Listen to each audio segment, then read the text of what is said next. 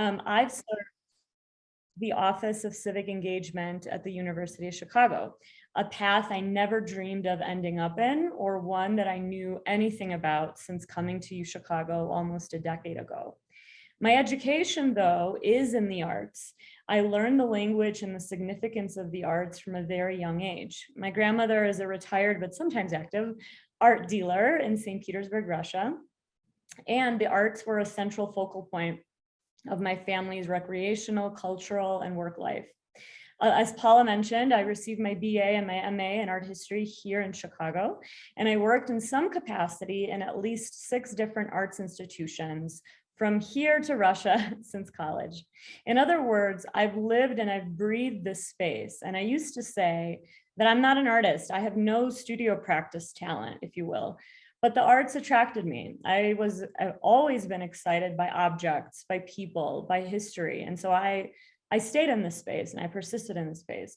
And over time, when I started updating my resume and interviewing and talking to more people, folks like Ashley Spell, who I see is on the call today, learning more and more about histories, I started tracing a pattern in all of my different experiences to ultimately try and understand what value add I brought to the table, to this table, let's say.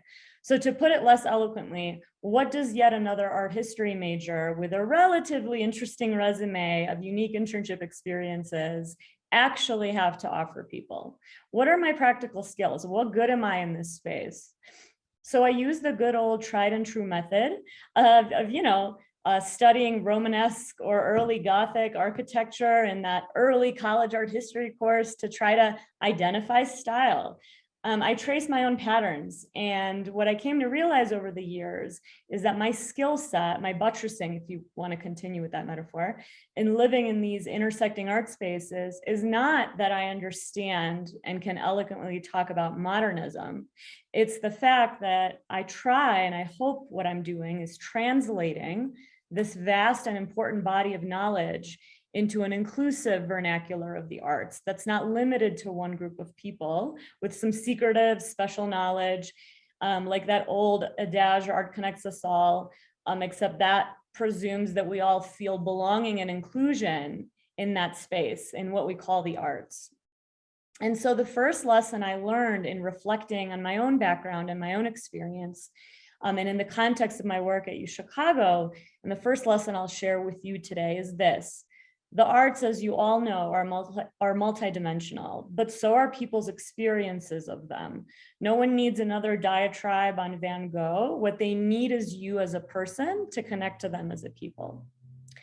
And so, part 2, in reflection of those strengths and deficiencies, I found myself at UChicago, University of Chicago, in 2013, a place that scared me and a challenge I devised for myself that I thought would only last for a couple of years.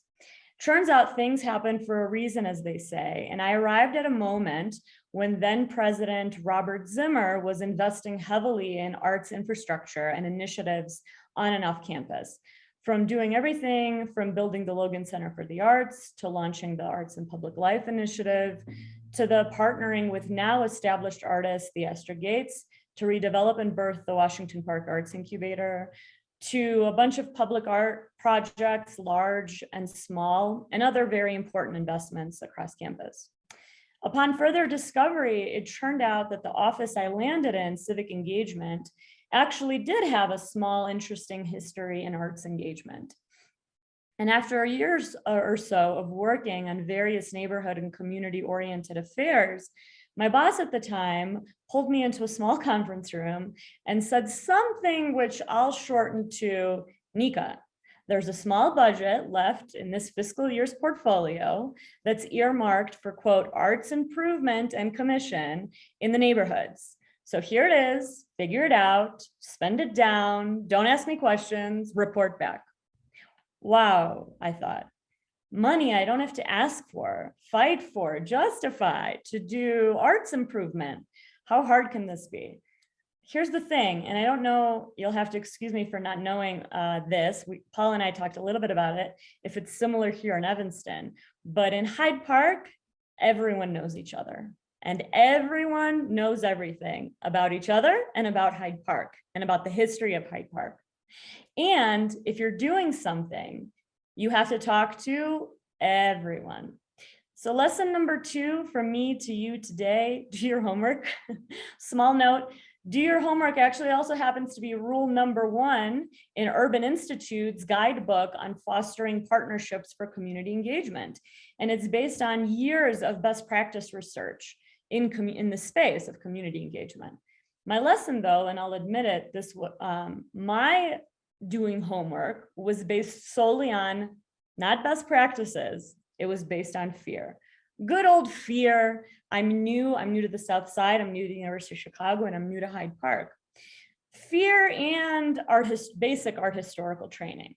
So if I was going to be given money to do a quote arts improvement project, we're going to stop calling that in a moment, by the way, then grounding my work in history and field work, like any good old art historian would do, that was the way to go. That was the way to approach this. And so I embarked on my journey to understand what we'll now call the relationship between Southside neighborhoods and public art practice. Public art on the South Side is storied, to say the least. How many of you here have been to Hyde Park? If you can, I don't know, use your button or wave your hand. Many of you, let's see, yes.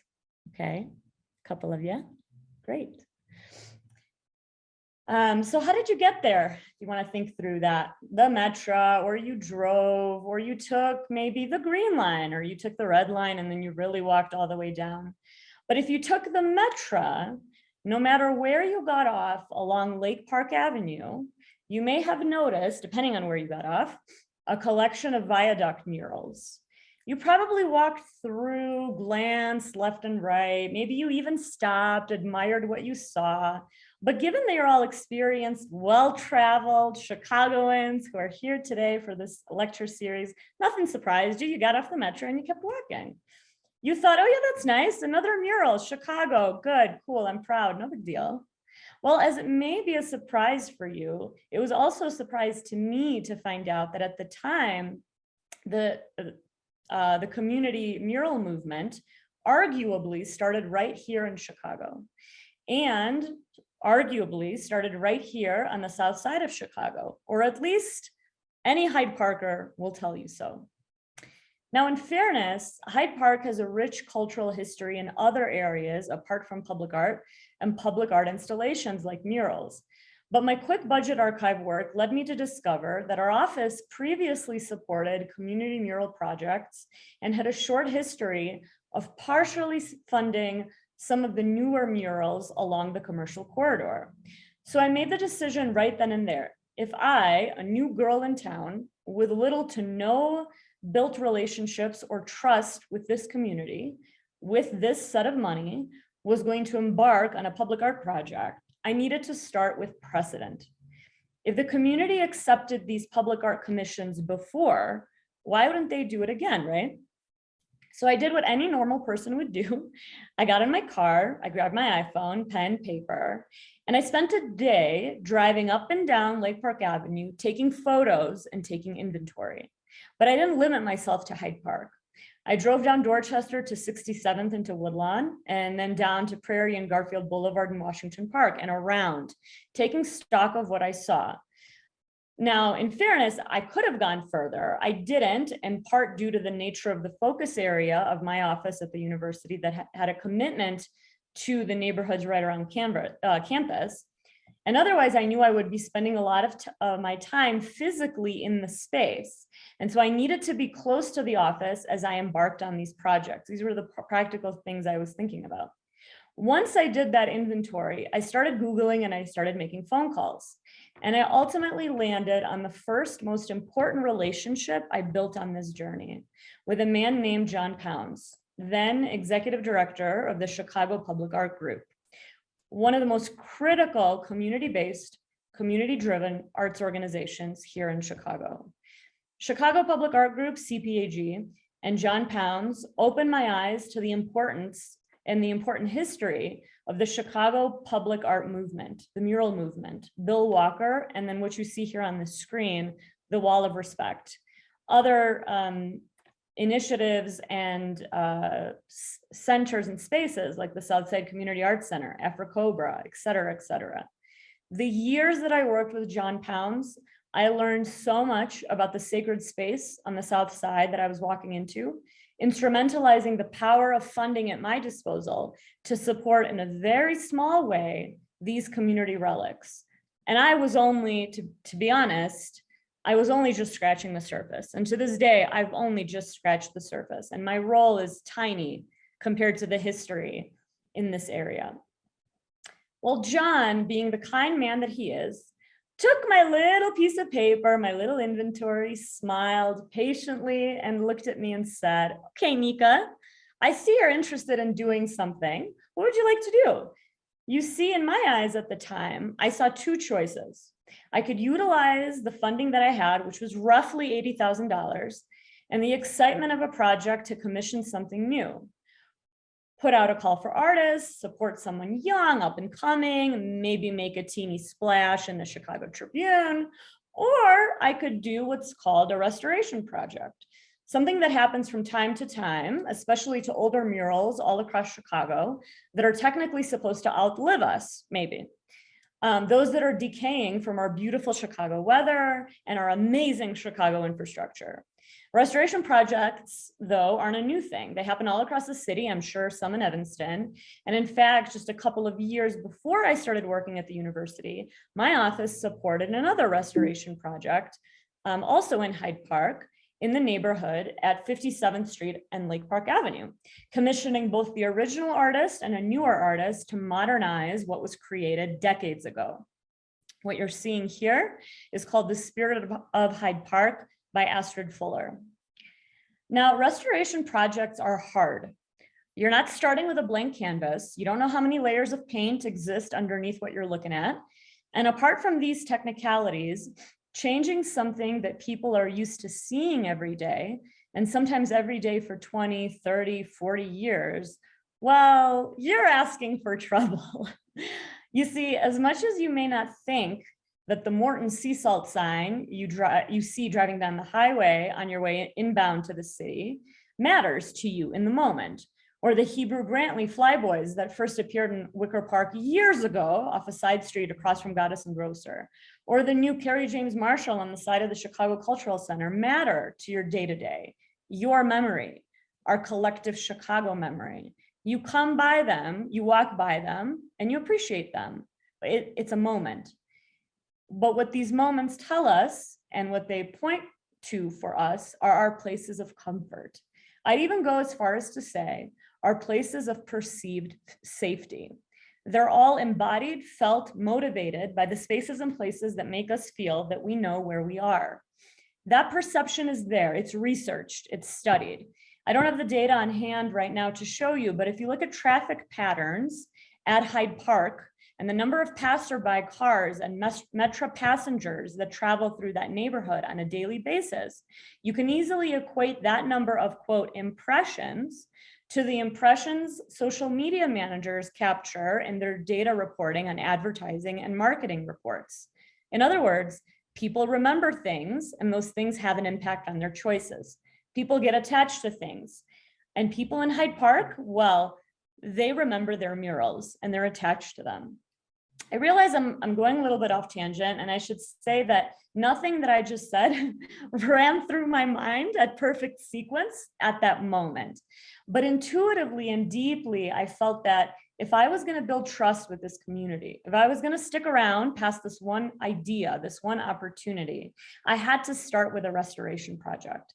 I asked John at the time if he, knowing most of the original murals that were painted in the 70s and 80s, and the artists that created them, the context through which they were created, I asked him if he had a priority list of restorations, and he did.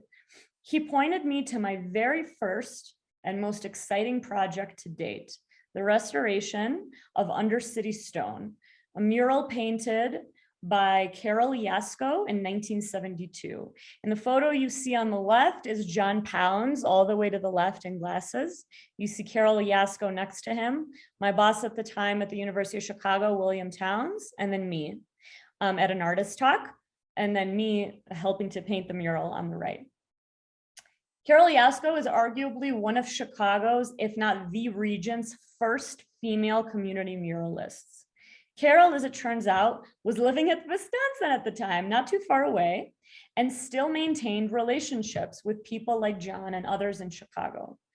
Carol, importantly, worked under and with Bill Walker, one of the most important community muralists and arguably the father of the community mural movement, a core architect of the Wall of Respect. Now, one could spend a day and a half lecturing on Bill Walker and the Wall of Respect, but I won't, and I simply can't, because I'm far too ignorant in that space, and there are far more knowledgeable people actually at Northwestern and Evanston on this topic, and advanced historians who could tell you all about that subject. But instead, I'll say that both of those things and Carol's involvement were hugely important in my choosing of this mural. There was a history there, and the history was fascinating. Carol agreed to come back to restore her mural. And quite honestly, it was one of the most intense experiences of my time at the University of Chicago. We put Carol up in UChicago resident housing. We worked with SAIC students, University of Chicago students, neighbors, residents, and we hosted an artist talk like you see here on the left at the Hyde Park Arts Center. We hosted community mural days. We laughed, we painted, we ate. We had iced Thai coffees under the viaduct at 55th and Lake Park. And in the period of living on campus during restoration, Carol fell one day and broke a bone. We put her up at the University of Chicago Medical Center and visited her just quite often. I made sure to get her on the VIP floor because I wanted to make sure that the experience she received was one that totally didn't put a damper on the restoration project. As no one saw, just a few days later, Carol got back up on her, she got back up into a wheelchair and called me and said, "Bring me back to the mural. I'm going to paint from my wheelchair." It was unbelievable. You see here, she's on crutches. This was past her wheelchair. If you Google Undercity Stone 2015, you'll see a Chicago Tribune article with a video of her in her wheelchair painting. This whole experience was unbelievable. I met so many Hyde Parkers through this process. Those that knew John, who you see right here on the right, respected him. Those who remembered Undercity Stone from when they were kids in 1972, who came back to the mural dedication in 2015. They remembered walking through the viaduct as children, holding their parents' hands. Those that have lived in the neighborhood for decades came through. I tried to stay quiet and I tried to stay on the sidelines, observing, handling all of the administration, learning, very well aware of the title invisibly written across my own forehead, University of Chicago staffer. But this was a critical project for me. And even if it meant standing off on the sidelines to see this occur, that was life-changing. We unveiled the mural, as you see here, on a warm summer day with a concrete plaque, a big splash, and the community came out to support us, along with the staff of the Metra, the local aldermen, and the various players it takes to allow you and give you permission to post up under a working underpass to paint. The Tribune posted a lovely piece on Carol painting from her wheelchair all those years later, replacing an image of a newspaper with an image of an iPad along one part of a 120-foot mural. Undercity Stone taught me so much about the power of community coming together, and how much spaces and places take up in our collective memories. Working on Undercity Stone also exposed and introduced me to so many critical players in the space, including Rebecca Zorak, art historian right here, I guess where you are virtually, Evanston Art Center, at Northwestern University, who's a critical player and supporter in this space. And her writing on this topic through books like Art for People's Sake that she published in 2019 with others. But most importantly, this project taught me that in order to build trust, you have to listen and you have to show up. You cannot just take, you also have to give. With Undercity Stone behind me, I thought that I had what I needed for the next project, a new commission, a new opportunity. But guess what I no longer had? Money. I spent all my $80,000 funding. I no longer had funding. So the next project that came about had nothing to do with my leadership or my ideas or my commission. It was all about supporting another group of like-minded, engaged community members who understood the power of public space and activation and wanted to do something similar in their neighborhood. Of course, this isn't rocket science. Communities like Evanston and others coming together to create public art. This has been going on for decades in this town. But often they take place in neighborhoods that have resources already, with support of elected officials, with groups of people who have pieces of power to convene and contribute. I was excited to learn that not so long after Undercity Stone, another group of community members had come together to solicit aldermanic funding in their home neighborhood of Woodlawn to activate 2 underpasses at 66th and 67th Street at Dorchester Avenue. Also working closely with none other than Chicago Public Art Group to make it come alive. I didn't know this at the time, but one of the lead artists on the project was a local South Sider, Ramon Barnes, also known as Static. Whoops, sorry, got ahead of myself. Someone I would work closely just a few years later. The project actually got its start back in 2013 when the Woodlawn Residents Association received an allocation of funding from the ward's participatory budget, but chose to invest the money in improving the sidewalks and lighting in those spaces. And it just so happened that as they began their planning, we, just a few blocks north in Hyde Park, were finishing up Undercity Stone. I remember not so long after the dedication of Undercity Stone, 2 of the leaders of the Woodlawn Residents Association requesting a meeting with us in our office to learn more about how we could help support their project. And although I didn't have any funding to contribute, I used the next best tool at my disposal, University of Chicago students. As you all know, it doesn't take 1, 2, 3, 4, or 5 people to paint a mural. It takes a whole village. We spread the news of this opportunity across campus, knowing we could use the same channels, the same volunteers, and the momentum of Undercity Stone to help direct people's attention to this next exciting opportunity just a few blocks south. I know a few students showed up to paint on community painting days, but I also know that it was our job now, especially as university staffers, to take a back seat and help amplify the community organizing work of our neighbors. See, the Office of Civic Engagement at the University of Chicago, we serve multiple communities, not just the university, its faculty, its students, its staff, but also those of our neighbors and the South Side at large.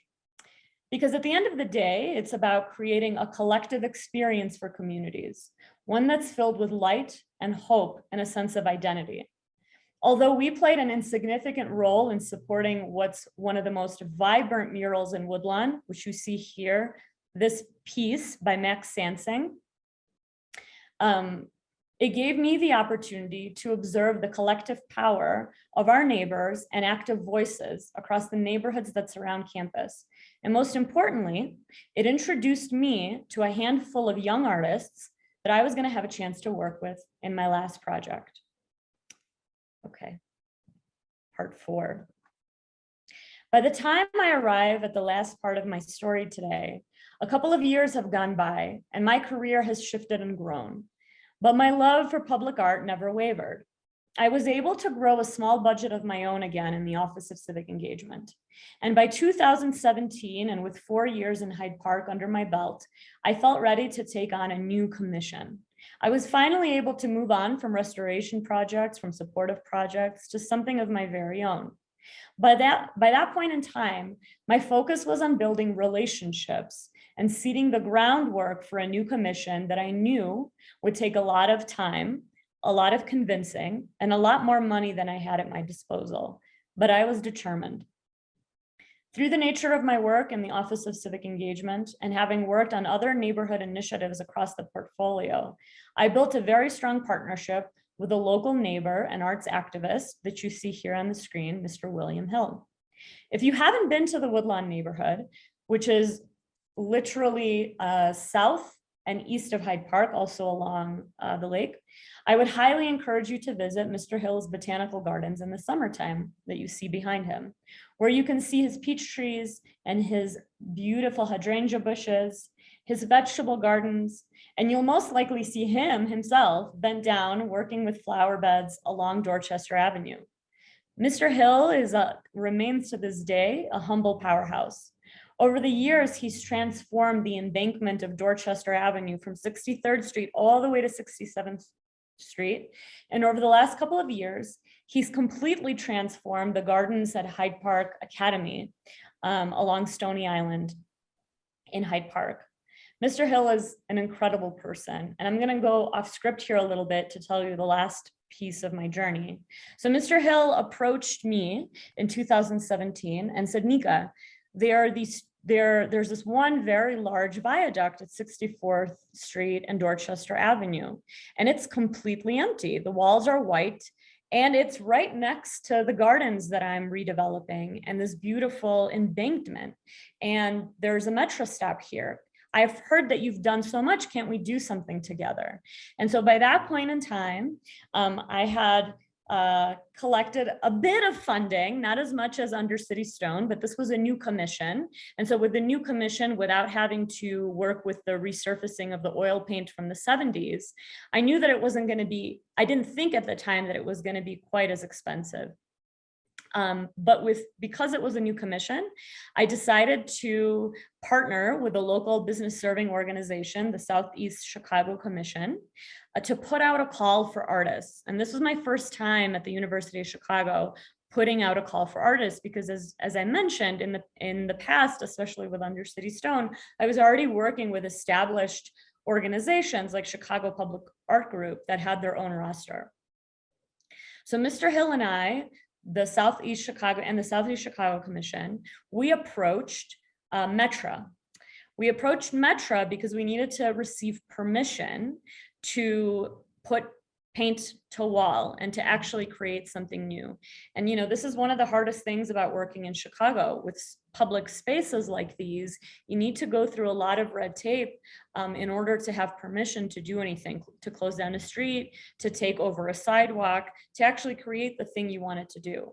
But lucky for us, and I think one of the amazing things about Metra and the city of Chicago is they have a whole public art office, and they are very supportive of this. They've been supporting projects like this for years, and I'm sure in other places other than just in the city proper.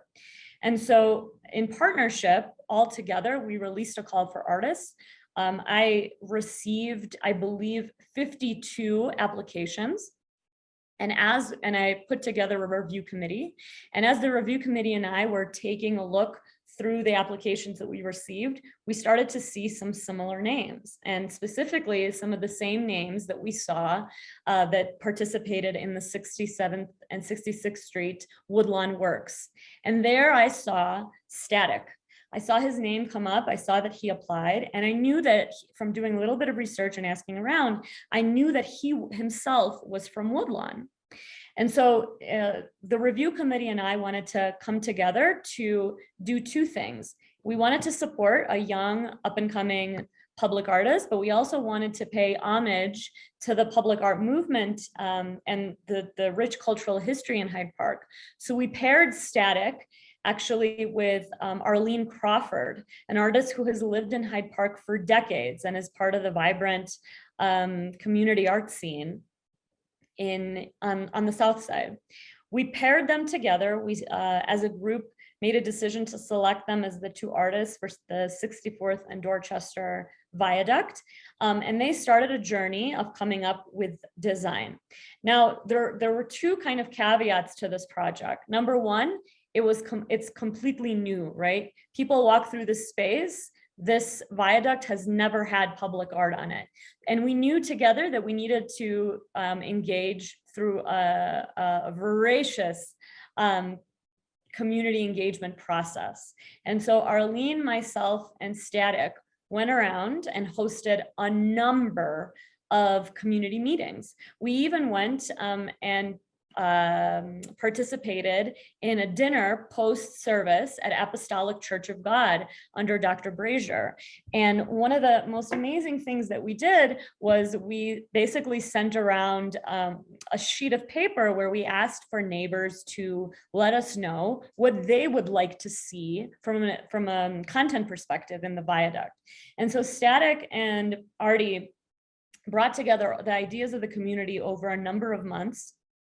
And they created on both sides of the viaduct, so 120 feet on each side of the viaduct, just a beautiful public art installation, which is called Seeds of Our Culture. What you see here, the before and after, this is a piece of the mural that features the Obama family and of course pays homage to Bill Walker, who I talked to you about before, and one of his murals.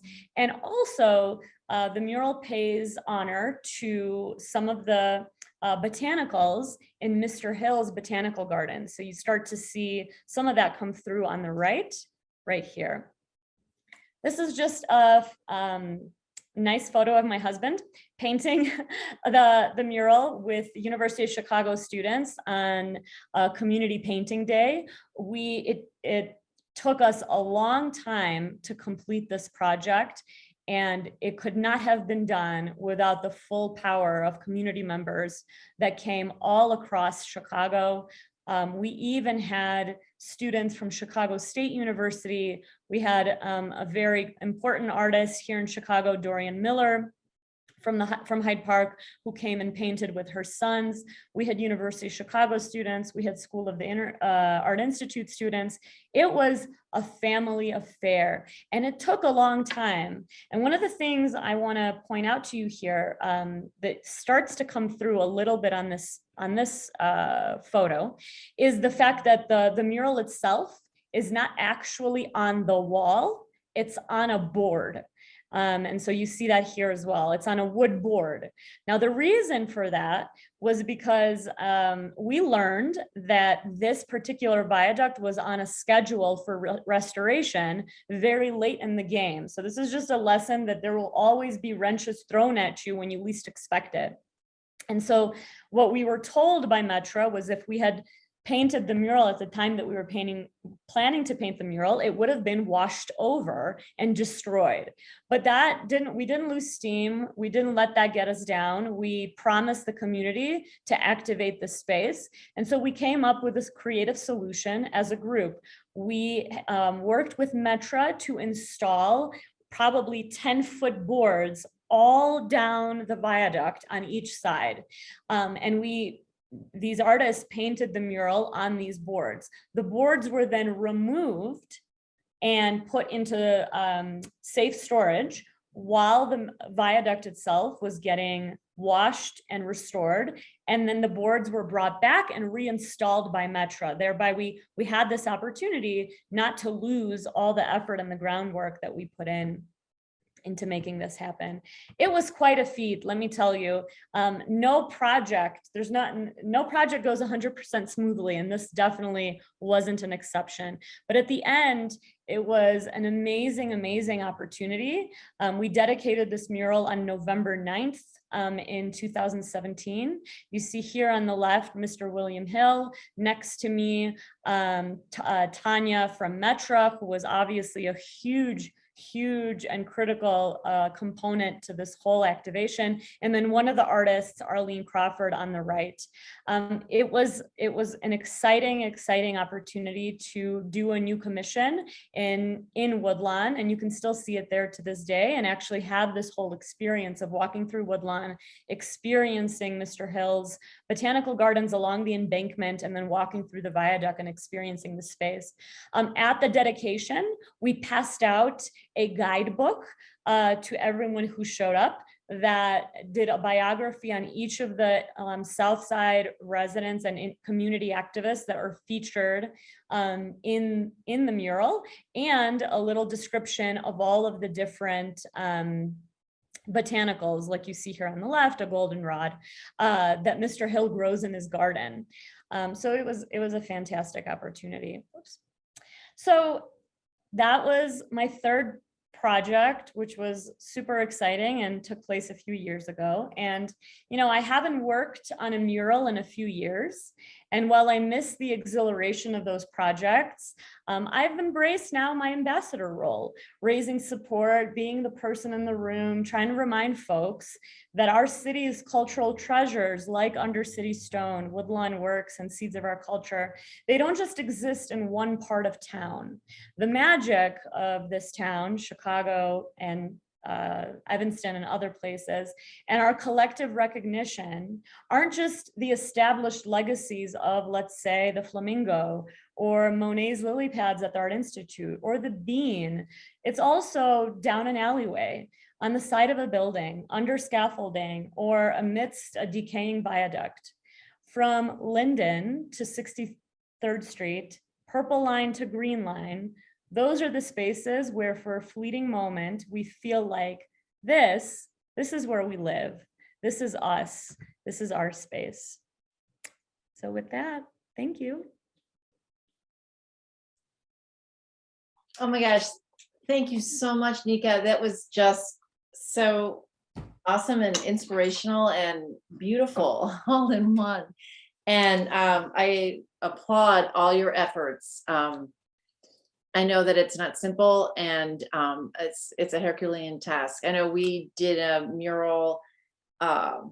We did a mural with the Central Street merchants in the city of Evanston, underneath a metro station, about a block from the Art Center. And like you, we paid for part of it. The city paid for part of it, and Central Street, it was a collaborative effort. And just as a funny story, it's not funny, but we did this huge call for artists, people from Canada and, all over, right? Like you.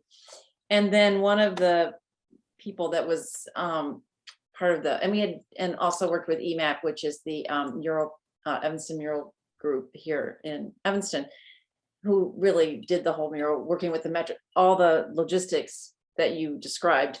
But when we were going through, we were like, well, we're an arts center. We want this mural to be kind of edgy and cool and different, right? And then one of the Central Street, I'll never forget, one of the Central Street business owners, so lovely, said there was a mural that had like sunflowers. And she was like, oh, at the end of the day, that's what I want to look at when I drive home. We were all like, there's nothing wrong with sunflowers, but we had all these very, like the murals that you showed us. I mean, these were these, and it's a big space, very involved images, and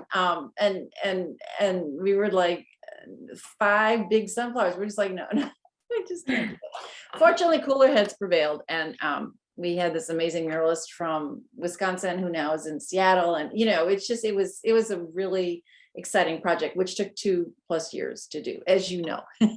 Yep. And my kudos to you. I mean, and the maintenance of it, he's been it's been about 7 years now, but to your point, things seep out and bleed in the weather and all of that. So to hope that they'll last forever is a big hope. But anyway, does anyone, this really was so interesting and so inspirational for us. Thank you. Does anyone have questions? If you do, please put them in the chat, and we can see. So going forward then, are you working with, what's like your future plans? Are you trying to work with other organizations in the city, or going north or south or west, or how are you working in the future going forward? Yeah, unfortunately, fortunately, my career in the Office of Civic Engagement has been amazing, and it has grown so much into so many different spaces. And I haven't had a chance to do public art activation in a long time. What I find myself doing now is, like I said, making sure that folks know about all of the different places there are across town. This is not on the south side, but over the years, the Beeline in Fulton Market has been activated actually by various artists through the curation of a friend of mine, LeVar Ford. And it's so much work, but that he has brought so much engagement in that space that just wasn't there in the way that it was before. And I find that now it's my job to support, like, not my job day to day, 9 to 5, but it's my job as an advocate to support those partnerships and those opportunities in the best way I know how.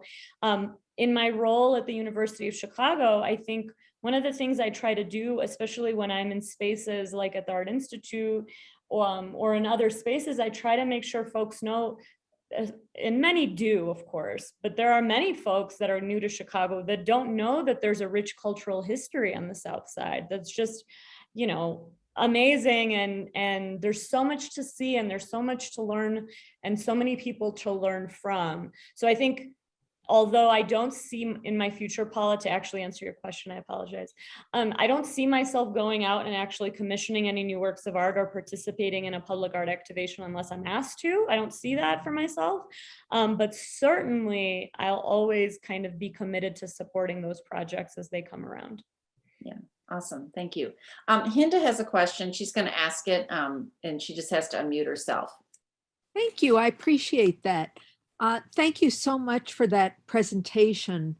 I might be working on art projects in another neighborhood in Chicago, and I really appreciated your discussion of capacity and generations. And things I've been thinking of are, for instance, empowerment of arts and community organizations that are kind of up and coming and not, haven't been around 30 years versus going with the obvious organizations that everyone goes to. And similarly with artists, working with neighborhood artists,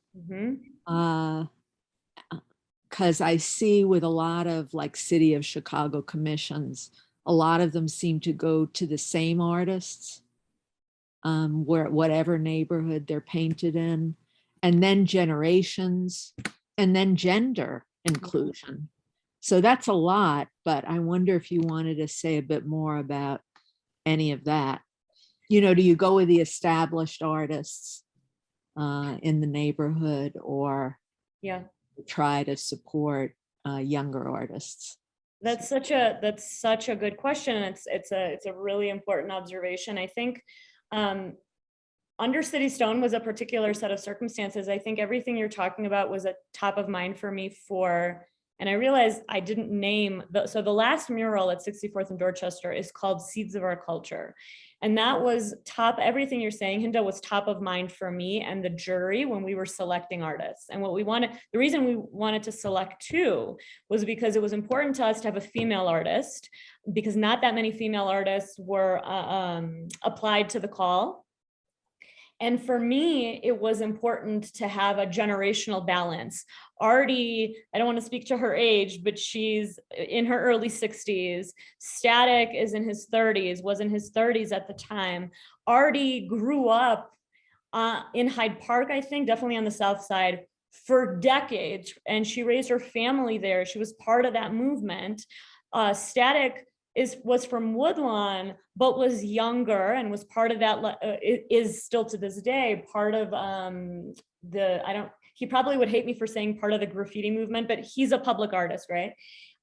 The common denominator for me was, if I recognizing my own privilege as a white woman and as someone who worked at the University of Chicago, if I was going to work on a project on the South Side, it had to be representative of the individuals who live in that space and who have lived in that space. And so I tried to maneuver the Rubiks Cube, if you will, and like what you're saying, Hinda, like how do you make all these things come together? We tried to Rubiks Cube it in a way that it would speak to multiple audiences, multiple generations, and multiple experiences.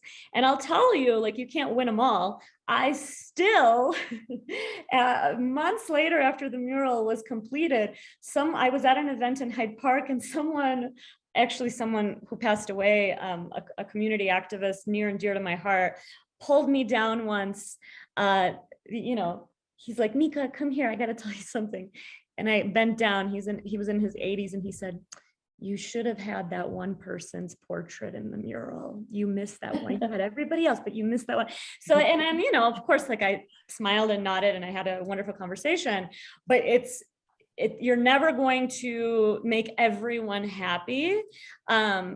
So I think it's about the engagement in the process of getting to the end. And if you feel, and I think if you can say honestly that you created as many points of engagement for folks to participate at whatever step of the process as you could, then you've done at least 70% of the work, because that's what people want as you're, you know, they want to feel heard, included, and they want to feel part of the process. Yeah, agreed on all of that, right? Great. There is some information about a panel discussion tonight from Ivan in the chat if people are interested. I want to just draw your attention there. Thank you so much. Any other questions, or people want to get back to their Sundays?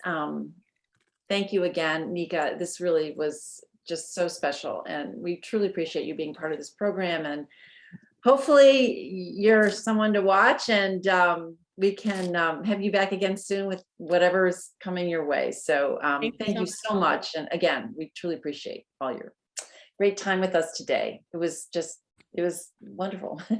Thank you. Thank you. Thank you, Paula. Thank you, everyone. Have a great Sunday. You too. Thanks again.